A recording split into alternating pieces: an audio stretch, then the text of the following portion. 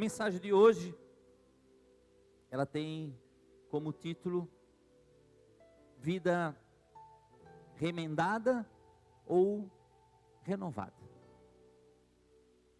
Que tipo de vida que nós queremos levar?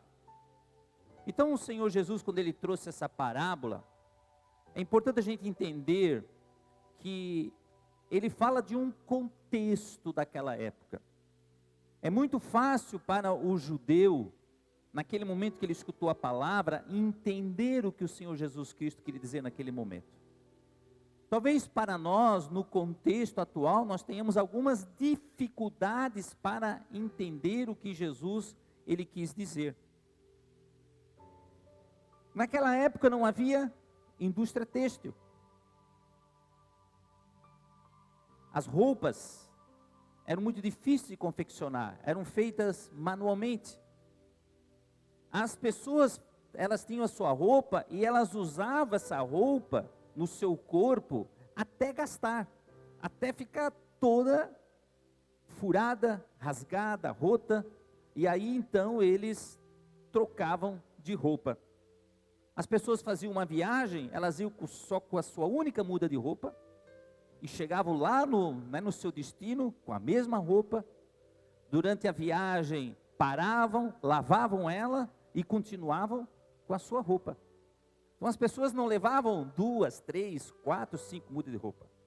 Isso me traz as nossas viagens, dona Solange, que é um problema, porque é uma malinha para mim, e umas 2, 3 para ela, para todas as roupas. E ela sempre diz assim: na próxima viagem que nós fizermos, eu não vou levar tanta roupa, mas está para acontecer essa viagem. Então, quando a gente vai viajar, a gente leva um monte de roupas, e a gente vai para o nosso guarda-roupa. As roupas a gente se desfaz, não é porque elas estão rasgadas, não é porque elas estão velhas, é porque você já cansou delas. Não é assim, irmãos? Mas eu já fui 3 vezes no culto com essa roupa. Está na hora já de trocar. Estou vendo alguns maridos falar amém, O homem está lá com um sapato, é um sapato marrom e um preto, já está feliz da vida. Não vamos entrar no detalhe dos sapatos, que é da roupa. Mas eu queria que você entendesse esse contexto. As pessoas usavam uma roupa só praticamente. Ter 2, 3 era um luxo. Só os ricos tinham. E você pode ter certeza que nem Salomão, em toda a sua glória, tem as roupas que você tem. Se vestiu como você, ele veste. Então Jesus diz que ninguém faz isso. Ninguém pega, ninguém ganha uma roupa nova e ele tem a sua roupa velha, toda cheia de buraco. O que ele faz? Em vez de ele tirar a sua roupa velha e pegar a nova, ele faz o seguinte: ele pega a sua roupa nova, ele vai ali, recorta ela e costura na roupa velha. Alguém faz isso? Não. Ele diz: ninguém faz isso. Tu não é tolo. Você imaginou? Você recebe uma camisa nova e de repente eu te vejo, você vai aparecer com essa camisa velha que você tinha, mas com o remendo da nova. Não faz sentido fazer isso. Assim como o vinho. Esse vinho ali, o vinho novo, quando se fala vinho novo, é ainda o vinho não fermentado. Praticamente é o suco da uva quando foi espremido, ele não foi fermentado, ele não se tornou alcoolizado ainda. Então o que para o vinho se tornar, então naquela época não se fazia em alambique, não se fazia em tonéis, como se faz hoje em barris. Não se fermentava assim, então se fermentava em odres. E ele era feito de pele de animais. O que se pegava? Se pegava o vinho novo, o vinho ainda não fermentado, não alcoolizado, se colocava nesse odre, que seria uma vasilha de couro de animal. Ali ele colocava e fermentava, ele se esticava, ficava havia toda uma elasticidade e com o tempo aquele vinho se tornava um vinho saboroso. Só que quando você tomava aquele vinho, você não poderia mais usar aqueles odres velhos. Se você pegasse o vinho novo e colocasse num odre velho, o que ia acontecer? Ele ia novamente expandir, mas ia explodir.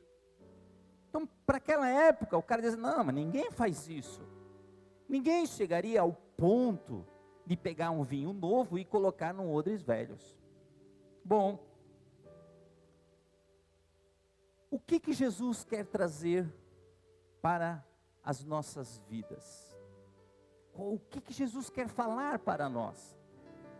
Significa que nós temos uma nova vida em Cristo. Jesus, quando ele falou sobre isso, ele falou para os judeus, mas também fala para a sua igreja. Então a pessoa, ela era judaica, no judaísmo, toda a tradição judaica, sábado, festas, tudo uma tradição judaica, um monte de leis. Mas essa pessoa, ela se convertia, Jesus está dizendo o seguinte, olha, essa estrutura velha é o tecido velho, é a roupa velha. Este é o odre velho. Agora eu estou dando para vocês vinho novo. Eu estou dando para vocês uma nova veste. Não tem como você querer viver a sua vida antiga numa nova vida em Cristo. Significa que eu entrego a minha vida para Cristo, eu entendo o Evangelho, mas daí o que eu quero fazer? Eu quero adaptar a minha vida, ou melhor, eu quero adaptar o Evangelho à minha vida, e não a minha vida ao Evangelho. Você está entendendo? Você entrega a sua vida para Cristo, aí você entende o Evangelho, mas daí você departamentaliza as coisas. Não, isso aqui eu não quero, eu quero isso. Então você não pega a sua roupa nova, você continua com a sua roupa antiga, com a sua veste antiga, mas daí você quer só remendar. Na tua vida antiga, você bebia, você fumava. Agora na tua vida nova, você não bebe nem fuma, mas continua a mentir. Você remendou a bebedice, remendou as drogas, remendou um monte de coisa, mas a mentira não, ela continua ali, continua nas vestes antigas. Então eu quero fazer uma adaptação. Irmão, isso se torna perigoso, sabe por quê? Porque por mais que a igreja brasileira evangélica, nós temos muitas conversões e daqui a alguns anos vamos ser mais da metade da população brasileira. Mas o grande perigo é que tipo de crentes que nós temos hoje. Talvez nós estamos com muitos crentes remendados, mas não renovados. Nós não mudamos as nossas vestes. Nós só estamos remendando. Nós só queremos uma parte do Evangelho. Você está entendendo, igreja? Que isso que é importante você entender. Nós queremos só uma parte do Evangelho. Você se lembra das caixinhas de promessas? As livrarias têm muito isso aí. Você chega lá e compra uma caixinha de promessa. Aí todo dia você vai lá e pega uma caixinha de promessa. Vai lá e pega um versículo, a promessa para o teu dia. Mas você nunca vai encontrar numa livraria a caixinha de paulada ou a caixinha de exortação. Por que você não vai encontrar? Porque ninguém vai comprar isso. Então não adianta eu confeccionar a caixinha da paulada, a caixinha da exortação, porque ninguém vai comprar. A pessoa vai chegar, eu quero a caixinha da promessa. Mas quando eu quero só as promessas, veja bem, eu não sou contra as promessas, e como eu preciso das promessas de Deus, mas eu também preciso da exortação de Deus na minha vida, Porque se eu for para a Sagrada Escritura e querer ver só as promessas, não a exortação, eu vou ter uma vida remendada, porque eu quero só uma parte do Evangelho, eu não quero toda a parte do Evangelho. Eu quero ela remendada. Quando eu vou orar, você já parou para pensar o que significa oração? É intimidade com Deus. Mas na oração, eu consigo muitas coisas que eu quero de Deus, não é isso? Senhor, dê-me isso, dá-me aquilo, eu preciso disso. Então, você vai na oração e recebe muitas coisas de Deus. Mas só que a oração tem uma outra parte também. Qual é a outra parte? O que Deus quer de mim. O que Deus quer de mim? Porque na oração vai ter a parte, aquilo que Deus quer de mim. Qual foi a oração de Jesus que nos ensinou no Pai Nosso? Seja feita a tua vontade, assim na terra como nos céus. No Getsemane, quando Jesus tinha que ir para a cruz, e deixar bem claro, o problema de Jesus não era a cruz. O problema de Jesus é que ele iria conhecer o pecado na cruz. Porque muitos cristãos foram crucificados também. Então, o problema de Jesus não era ir para a cruz. O problema de Jesus era ir para a cruz e receber o pecado de toda a humanidade. E quando ele recebeu o pecado de toda a humanidade, houve uma ruptura entre o pai e o filho. Tanto que Jesus disse, Eli, Eli, sabactane, Pai, Pai, por que me abandonaste? Ele teve o abandono de Deus naquele momento. Por quê? Porque ele estava em pecado. Jesus nunca conheceu o pecado, ele era puro, ele era santo. Ele foi gerado pelo Espírito Santo no ventre de Maria. Mas naquele momento ele disse, Pai, então seja afaste de mim esse cálice.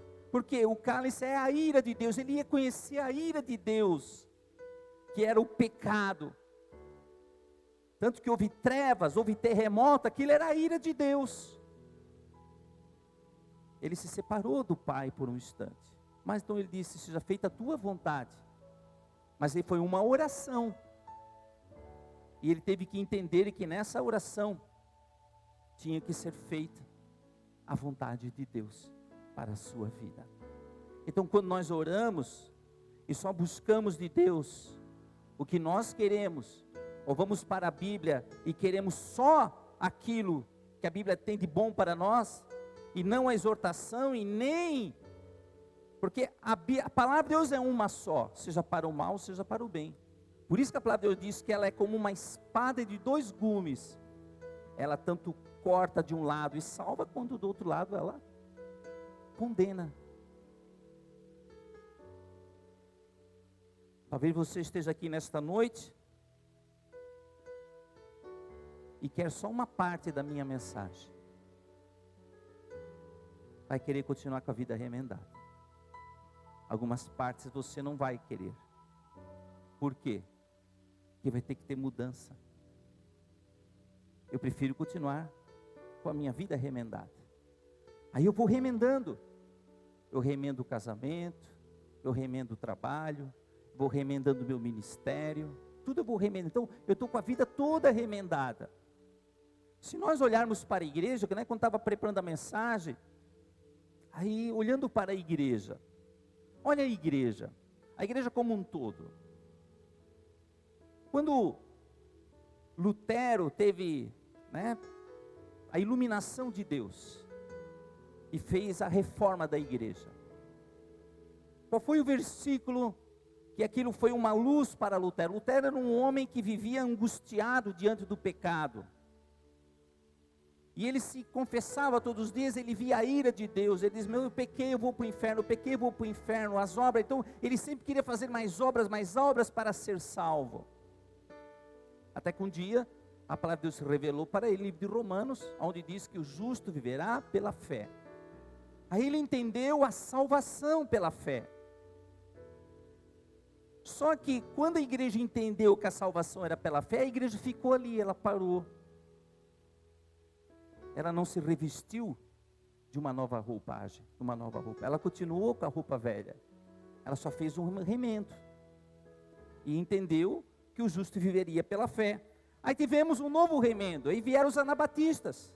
Nós temos que batizar. Não se batiza criança, não se batiza bebê. A palavra de Deus diz que aquele que crer e for batizado será salvo. Então entenderam o batismo. O que os luteranos fizeram? Perseguiram os anabatistas. Em vez de entender, olha, nós temos que crescer. Agora o justo viverá pela fé, mas nós temos que entender que precisamos ser batizados de novo, não batizar crianças. Continuaram com a mesma estrutura da igreja.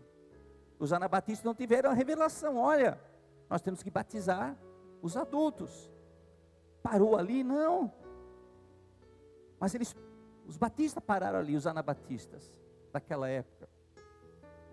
Aí nós tivemos William Booth, um inglês que começou a levantar, ele percebeu a igreja não cuidava dos pobres, dos abandonados, das viúvas, os desempregados. O que ele levantou? Levantou o exército da salvação.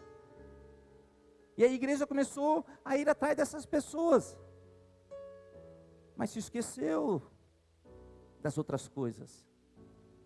Aí veio o grande movimento da Rua Azusa, o William Seymour. Foi o grande avivamento da igreja que nós ainda estamos sendo impactados. Nós estamos aqui como pentecostais. É porque lá nos Estados Unidos, no século passado, no começo do século passado, houve um homem negro, teve uma visão, teve todo um movimento pentecostal na Rua Azusa, e aquilo sacudiu a igreja. E tivemos um momento pentecostal. Antes tivemos com John Wesley a santidade, o movimento metodista.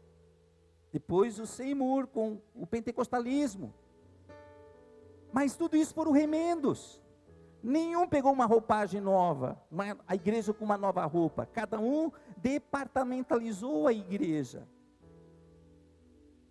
Aí tivemos a Aimee McPherson, Catherine Kuhlman com os milagres de tendas e mortos ressuscitando, paralíticos andando, cegos vendo. Mas se esquecer das outras coisas. Veio Billy Graham, o grande evangelismo em massa. Vamos salvar, vamos salvar. E milhares, milhões de pessoas sendo salvas. Veio a prosperidade. Temos que ser prósperos. Movimento em células, discipulados. Vamos voltar para a igreja primitiva. Olha lá, era reunião nas casas, no templo, discipulado. Só que tudo são remendos. A igreja vai departamentalizando, vai remendando. É só uma face da igreja. E às vezes nós, na nossa vida, nós tentamos adaptar o evangelho à nossa vida. Nós estamos na igreja, e a igreja tem doutrinas, a igreja, o pastor prega um monte de coisa, né? As coisas são faladas para a igreja, mas daí você quer continuar com a vida remendada. Não, mas isso aqui eu não concordo com o pastor, que o pastor prega. Eu vou continuar na IJAD, poxa, é uma igreja bacana, eu gosto do pastor, eu gosto do louvor, mas certas coisas eu não concordo com a igreja. Não concordo com o dízimo, não concordo com a oferta, eu não concordo com aquilo que o pastor falou lá, não concordo com aquilo lá. Aí eu vou tendo a vida remendada, por quê? Porque eu não me entrego totalmente.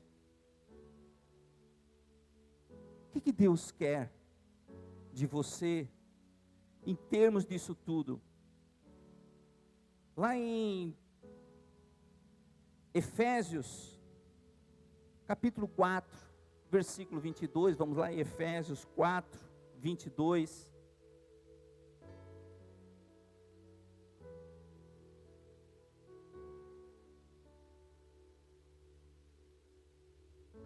Quanto à antiga maneira de viver, nós tínhamos uma maneira antiga de viver. O evangelho nos encontrou, fomos evangelizados. Mas vocês foram ensinados a despir-se do velho homem. Vocês não foram ensinados a despir-se do velho homem? que se corrompe por desejos enganosos, a serem renovados do modo de pensar e a revestir-se novo homem, criado para ser semelhante a Deus em justiça e em santidade provenientes da verdade. Então nós fomos ensinados que nós temos que nos despir do velho homem. Então, o velho homem, quando você vivia uma vida sem Cristo, você tinha uma roupa.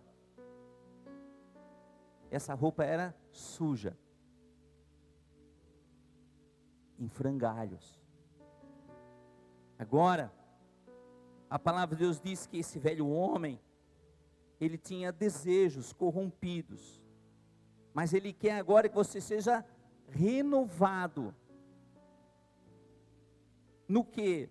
No modo de pensar, no modo de se vestir. Você tem que se revestir. Então Jesus, ele está dando para você uma nova roupa.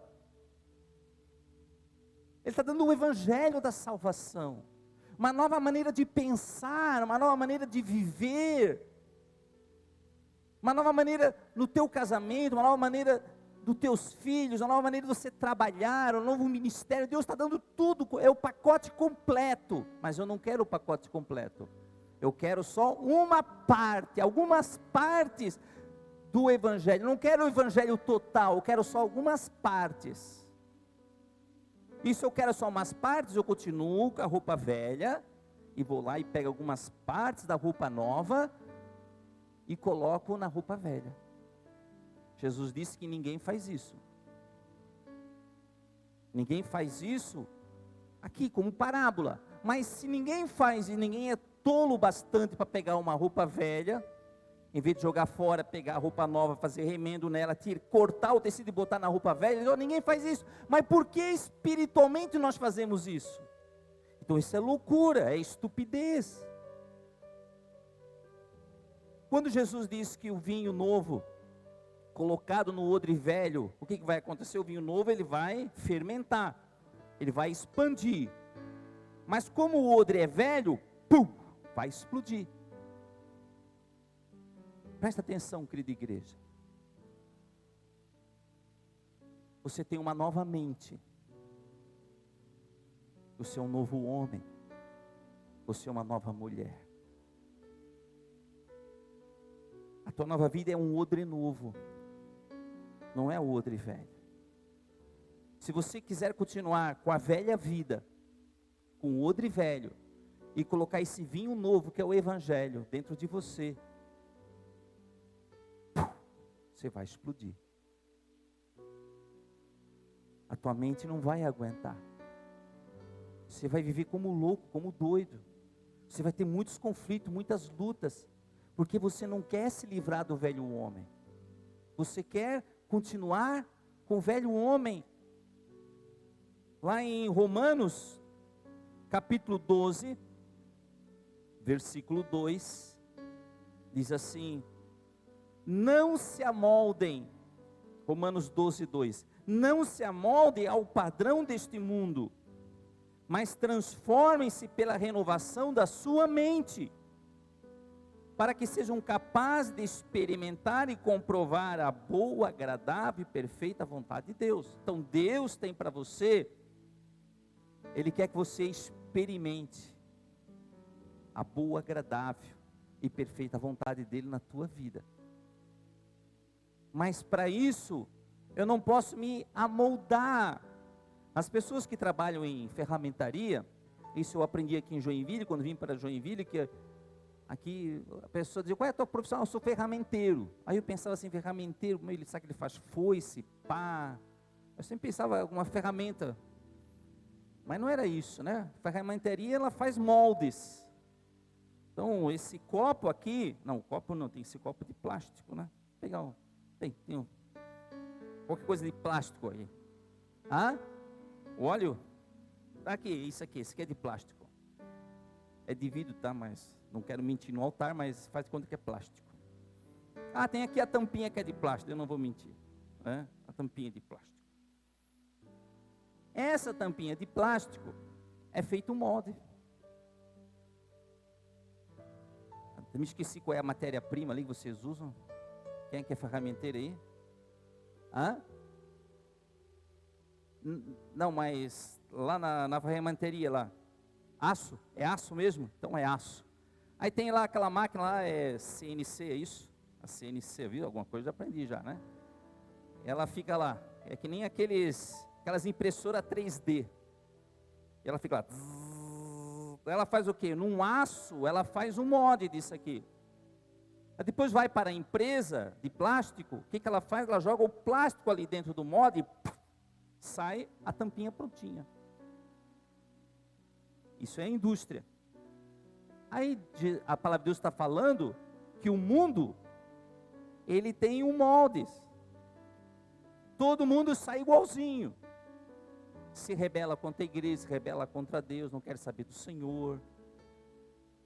Só que se eu venho para a igreja, eu conheço o Evangelho, eu tenho que ter a mente renovada.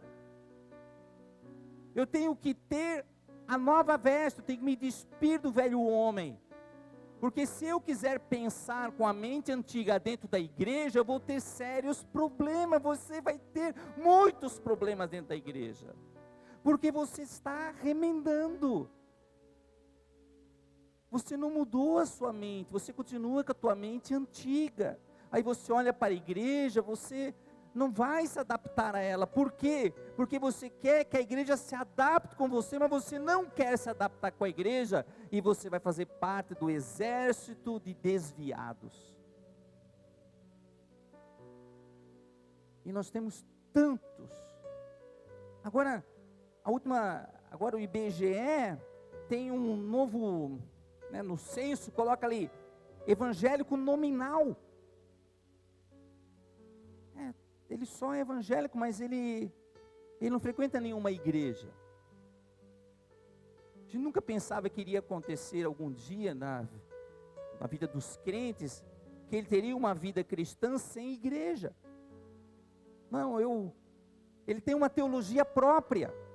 Eu conheço pessoas que têm teologia própria. Você precisa congregar. Ah, pastor, mas na igreja tem tantas pessoas falsas. A igreja também aceita você, não tem problema. Ela te aceita.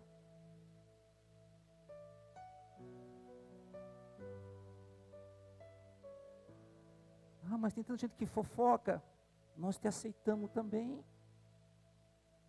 Mas só que a gente quer que você se revista do novo homem. Pegue essa tua veste antiga, joga fora. Ela não serve para nada. Ei, eu me lembro, eu sei que nós temos aqui alguns acolhidos do nosso Serjade. Por favor, não se ofenda o que o pastor Faquini vai falar agora. Nós temos um trabalho muito lindo com os moradores de rua. E hoje nós não temos mais esse trabalho. E eu me lembro quando a gente fazia o café da manhã com eles. Eles chegavam da rua, mas antes de tomar o café, o que a gente fazia? A gente dava uma roupa nova para eles, e eles tinham que tomar banho. Aí eles tomavam banho, alguns, a gente dava aparelho de barba, a gente dava sabonete, eles tomavam banho, faziam a barba, e dava uma roupa nova. Aquela roupa velha, não dava mais para usar. Aquilo estava fedido. Aquilo a gente tem que pegar assim, e jogar, amarrar num saco de lixo e botar no lixo longe, porque fedia. Mas aqueles meninos, depois de tomar banho e botar uma roupa limpa, você sentava com eles na mesa, eu olhava assim aquele jovem, eu digo, meu Deus, é o mesmo? O sorriso era diferente, o olhar era diferente, tu sentava na mesa, tomava café com eles, eles chegavam pesados, chegavam tristes, tomavam o banho, ganhavam uma roupa nova, sentava na mesa com o rei. Ele sentiu diferente, mas aquela roupa imprestável.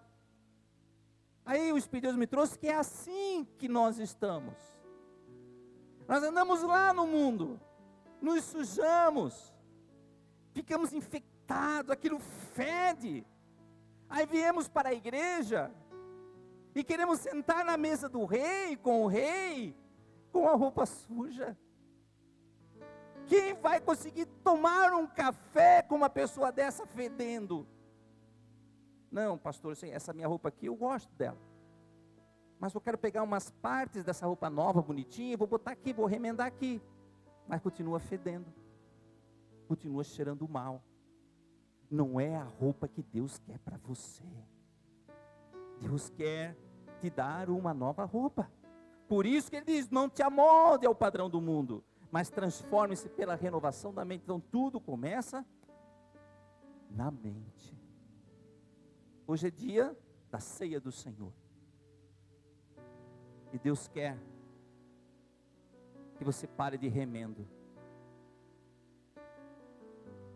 Jogue essa roupa fora, irmão.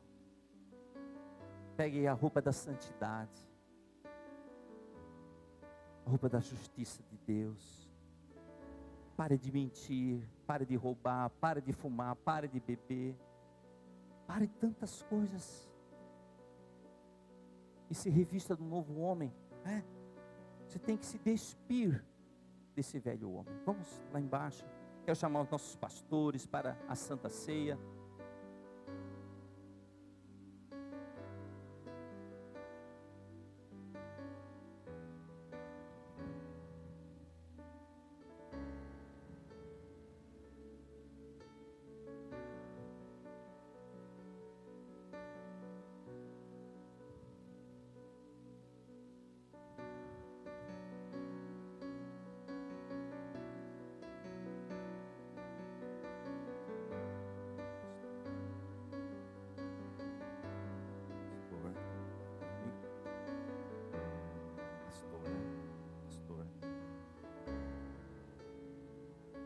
A mesa já está preparada. O Senhor da ceia está aqui. Nós só somos os oficiantes, aqueles que servirão. Mas espiritualmente quem está servindo é Cristo.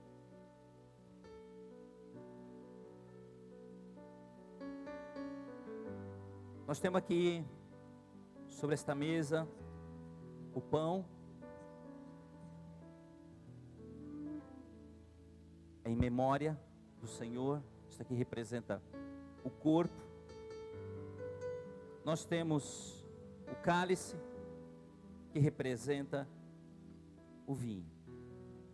O vinho que representa o sangue de Cristo. A palavra de Deus diz semelhantemente, depois de cear, Jesus tomou o pão e, tendo dado graças, ele agradeceu, o partiu entre eles e disse: isto é o meu corpo, que é dado para vós.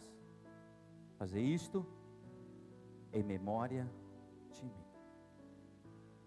Semelhantemente, depois de cear, ele tomou o cálice, dizendo: este cálice é o novo testamento no meu sangue.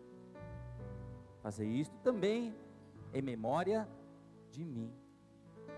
Então tudo isso aqui é em memória, um memorial que o Senhor Ele nos faz. Isto aqui é a veste nova. A veste antiga matava cordeiros.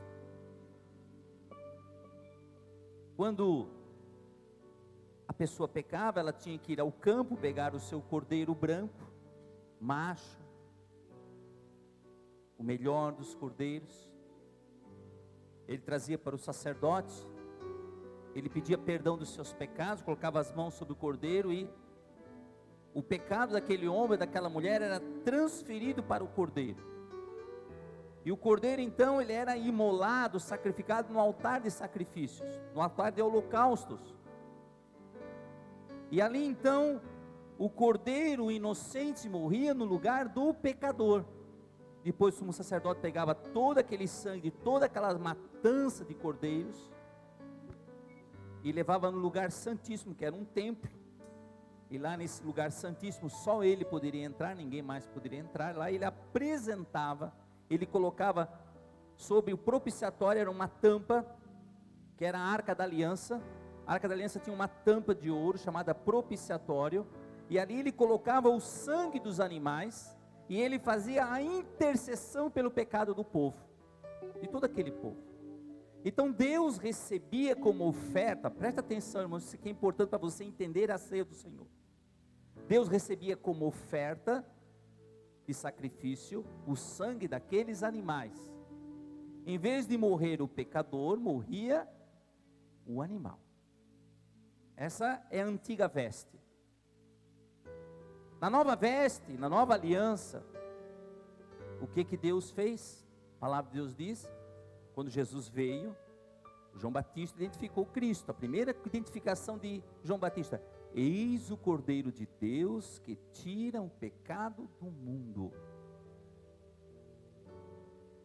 Só um cordeiro, único, perfeito, macho, sem pecado, sem defeito. Você está entendendo? Aquele cordeiro lá, na antiga aliança tinha que ser macho, Jesus macho. Tinha que ser branco, Jesus sem pecado. Sem defeito, Jesus era perfeito. Tinha que ser o primogênito, Jesus é o primogênito. Tudo apontava para Cristo. Tinha que ser o melhor cordeiro. Deus deu o seu melhor cordeiro. Então Deus deu o seu melhor cordeiro para sacrifício. Por isso que a palavra de Deus diz que foi Deus que nos reconciliou com Ele mesmo. Não fomos nós que nos reconciliamos com Deus. Foi Deus que veio até nós e se reconciliou conosco. Ele deu o que mais amava. Nessa veste nova que Deus está te dando, Deus te deu o que mais amava, que era o seu filho Jesus. Mas você não quer o filho. Você quer só uma parte do filho. Tu não queres o filho inteiro. Quer só uma partezinha. Aquela parte que te agrada, aquela parte que não faz você mudar de vida. Aquela parte que não mexe contigo. Não, essa parte do Cristo eu quero, essa outra parte eu não quero. Então, você não quer um Cristo inteiro. Eu quero, pelo Espírito de Deus, eu quero te dizer uma coisa agora nesta noite. E é forte. Para nós entrarmos no céu, tem que ser o Cristo inteiro. Nós não vamos entrar com um pedaço do Cristo. Nós não vamos entrar com a veste velha com remendo novo. Nós vamos entrar com a veste nova. João, quando viu a visão dos salvos na terra que estavam chegando lá no céu, ele perguntou: quem são estes? Estes são os que lavaram as suas vestes com o sangue do Cordeiro. Eles estavam todos de branco. Você está entendendo?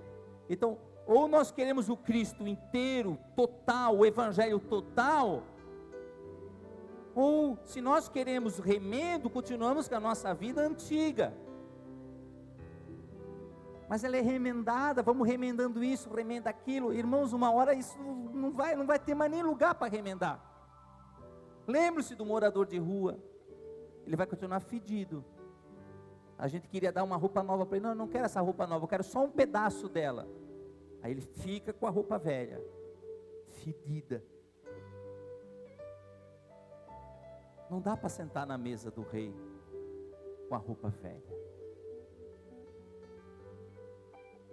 E Jesus disse: examine-se, pois, o homem a si mesmo, e coma deste pão e beba deste cálice. Porque o que come e bebe indignamente, come e bebe para sua própria condenação, não discernindo o corpo de Cristo. Por causa disso, entre vós, muitos fracos e doentes, e muitos que já morreram, ou muitos que dormem. Então vamos examinar. Vamos pedir para o Espírito Santo. Pedir para o Espírito Santo nos sondar. Não vai pedir para o Espírito Santo, o que eu preciso remendar nessa noite? Não vai pedir para remendar, irmão. Diz: Senhor, eu quero uma veste nova. Eu quero uma veste nova eu quero sair daqui com uma veste nova, não com uma veste velha, remendada. Mas o sangue do Cordeiro, ele tem poder para te dar uma veste nova, lavada pelo sangue do Cordeiro. Então Jesus vai dar para você, filho, aqui ó, a tua nova veste, ó, branca como a neve, lavada com o meu sangue. Isso é amor de Deus, irmão. Na Bíblia você está dizendo na tua vida, ninguém nunca me amou. É mentira do diabo. Deus te ama. Ele é Pai. Ele ama você. Ele ama você até a morte. E depois da morte ainda te dá vida. E vida em abundância. Então, se você é de outra denominação, você tem a liberdade de tomar a ceia do Senhor. O pastor Figuinho já está dizendo, né? A ceia é do Senhor, não é da IJAD, não é de nenhuma igreja. É você que vai se examinar. Mas quando é que você vai se sentir digno de tomar a ceia? Ninguém se sente digno de tomar a ceia, irmãos. Mas pela graça do Senhor, você vai pedir perdão dos seus pecados. E você vai abandoná-lo. Abandonando, é isso. É arrependimento. Senhor, tristeza. Eu fiz isso de errado, eu fiz aquilo. O pecado tem nome. Você vai pedir perdão ao Senhor. Restaure a tua vida. Olha, a igreja já sempre tem ensinado. Eu vejo que os nossos pastores, nossos líderes de GPs, obreiros, sempre falam, né, fala essa mesma coisa que o pastor Faquinha tem falado. O perdão não é um sentimento. O perdão não é quando eu sentir. O perdão é uma decisão, é uma atitude. Eu tomo a decisão de perdoar alguém, e depois o Espírito Santo vai trabalhar no meu coração e fazer o grande milagre, e aquilo, o mal que fizeram contra mim, aquilo não vai fazer mais mal para mim. Por quê? Porque Deus vai trabalhar no meu coração esse mal que fizeram contra mim. Então perdoa, se alguém te ofendeu, se alguém te magoou. Nós também ensinamos à igreja que o ofendido pede perdão. Pastor, não concordo com esse negócio. Se você não concorda, vai continuar remendado. É remendo. Tá, mas onde é que está na Bíblia que o ofendido pede perdão? Uma vez me falaram isso. Onde é que está na Bíblia que o ofendido pede perdão? Vou te mostrar. Deus reconciliou o mundo consigo mesmo, através do seu Filho Jesus. Quem era o ofendido? Deus. Quem veio até nós? Deus. Quem fez a reconciliação? Deus, não fomos nós, Ele era o ofendido. E Ele fez tudo para que nos reconciliássemos com Ele novamente. Porque o ofendido, eu já tive tanto testemunho na igreja, pessoas vieram falar para mim, que foram até o ofensor e disseram, olha, eu vim te pedir perdão. O ofensor pensava que tu ia dar um tapa nele, que tu ia falar mal dele, e o cara ficou sem ação, porque tu foi pedir perdão para ele.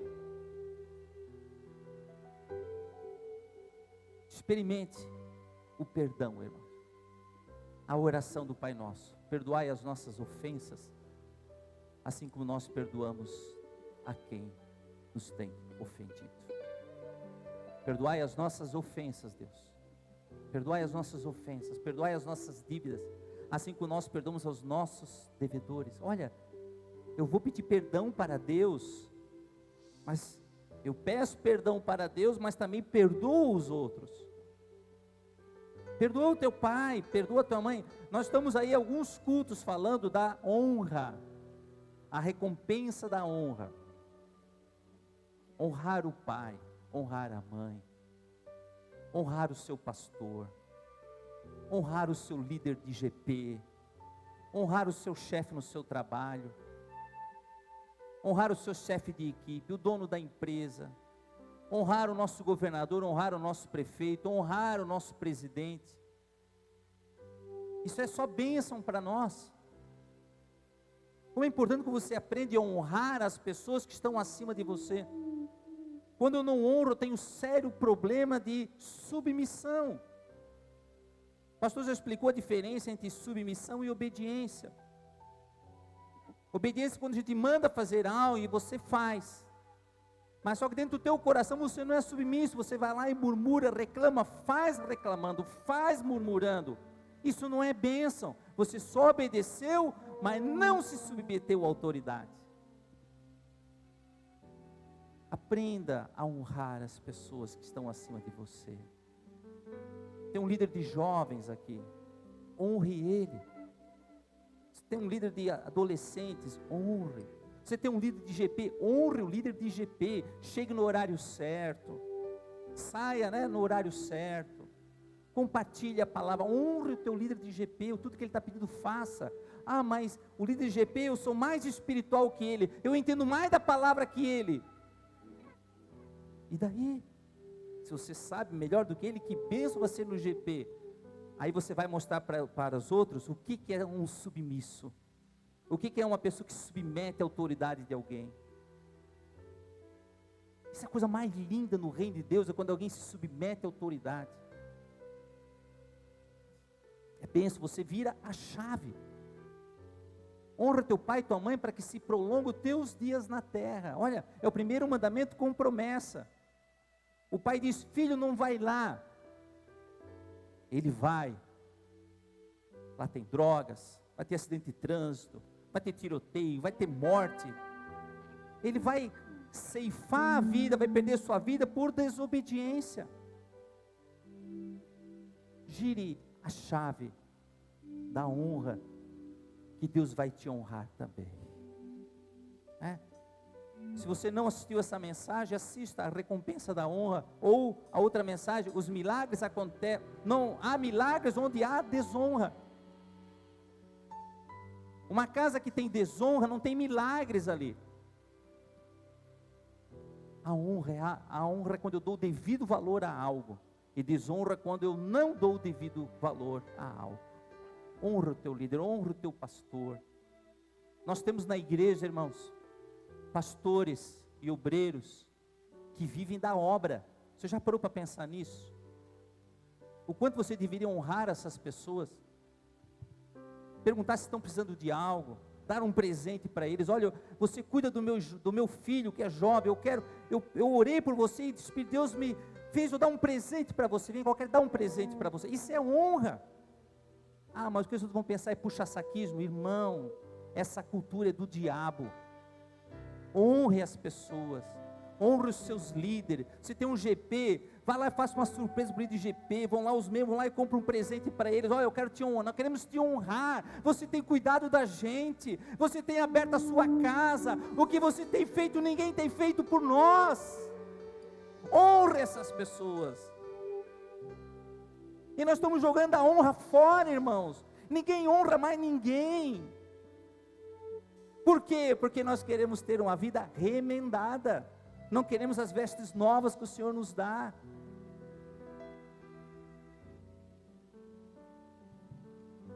Tenho certeza que muitas coisas estão mudando na igreja. E muitos milagres acontecerão na tua vida. Ei, se você não me honra, o problema não vai estar comigo, eu vou estar sendo abençoado e honrado por Deus. O problema é que você vai perder a bênção. É você que vai perder, não sou eu. Eu vou continuar sendo abençoado e honrado por Deus. Você está entendendo? Quando Jesus está aí, veio, eu não quero esse Cristo. Jesus continua sendo Deus.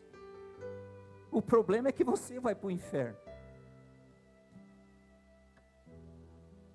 Vamos consagrar os elementos. Você irá receber o pão e o vinho, segure nas tuas mãos, em tuas mãos, e depois nós vamos cear juntos. Senhor nosso Deus e Pai, nós temos aqui o pão e o vinho. Em memória a Ti, nós consagramos, simbolizando o corpo e o sangue de Cristo, Senhor. Em nome de Jesus, amém.